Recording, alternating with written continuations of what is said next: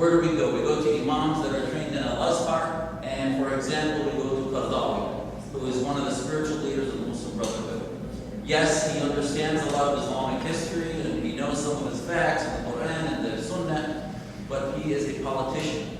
And he says things that to me as an American are offensive, and I find him to be personally a corrupt individual. He said, for example, it is a betrayal of God and his prophet, peace be upon him, of a Muslim accepting the citizenship of a hostile non-Muslim country in times of war. His comments were carried by a local Arab daily newspaper in Ramadan last 2007. He advocated that the murdering of American troops in Iraq because their occupation was okay with Islam, and as it is any time there is an occupation. So how are we going to fight terrorism when you have imams that are supposedly so respected, and many Muslims in America are listening to this guy actually? I've seen them get beamed into our satellite, Al Jazeera, in this country, and no Muslims are standing up saying, this guy doesn't represent us.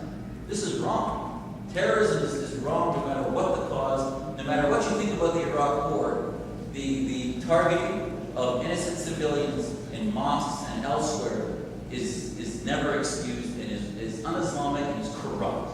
And to me, there is such danger in the slippery slope argument where you start to give an excuse. Where you say, well, this time, it's sort of like telling your kids, stealing is wrong, but you know, if you're hungry, it's okay. You never do that. Cheating is wrong, but you know, if you need to get into Harvard, that's okay. I mean, that's not Islamic ethics.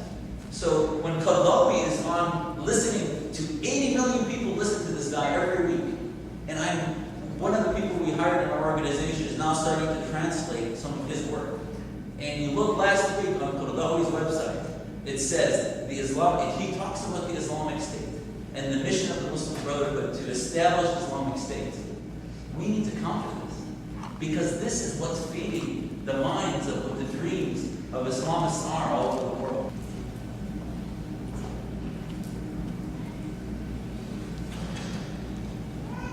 Mohammed Saad al-Ashmari was the former Chief Justice of the High Court of Cairo, one of Egypt's leading intellectual secularist voices, and a leading opponent of the Islamist political trend. Let me define a term. Islamism is not terrorism. Islamism, it actually comes from the Arabic Islamiyin. Harakat al-Islamiyin is an Arabic term that's all over the Middle East, with Islamic movements that have political goals in mind, where they want to put into place governments that they believe are theocratic governments, or at least that are guided by Sharia as they believe it is.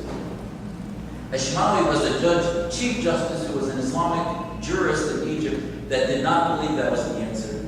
And his claim to fame started to be when he talked about a case where there was a Muslim who wrote a thesis for Al-Azhar. When he wrote it, they said that because it was a secular thesis, Al-Azhar said you're no longer a Muslim, and they made him an apostate.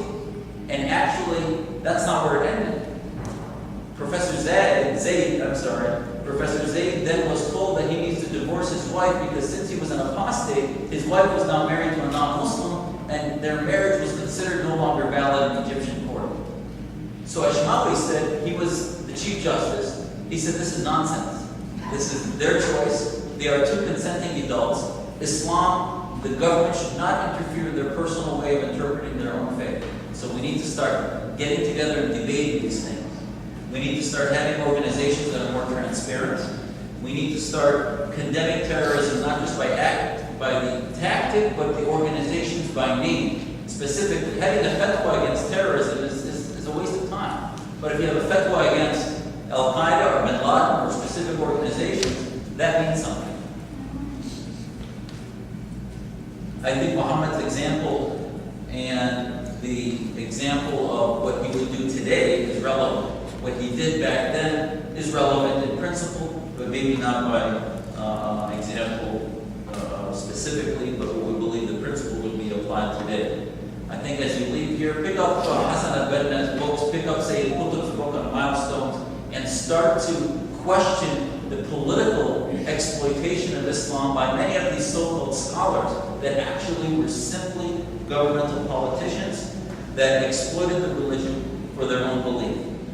So question things like Wahhabi Islam, question things like apostasy. If people leave Islam, should we kill them? You may say that that's ridiculous, I can't believe you're asking me that.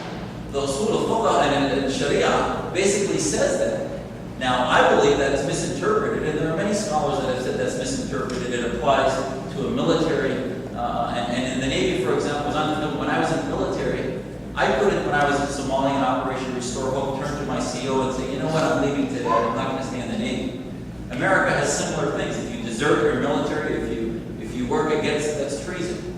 But that's not about leaving Islam. That was about leaving the troops that were working with Muhammad to defend the Muslim people at the time. That's not apostasy. That's the military that was associated, and those rules and laws have been screwed up.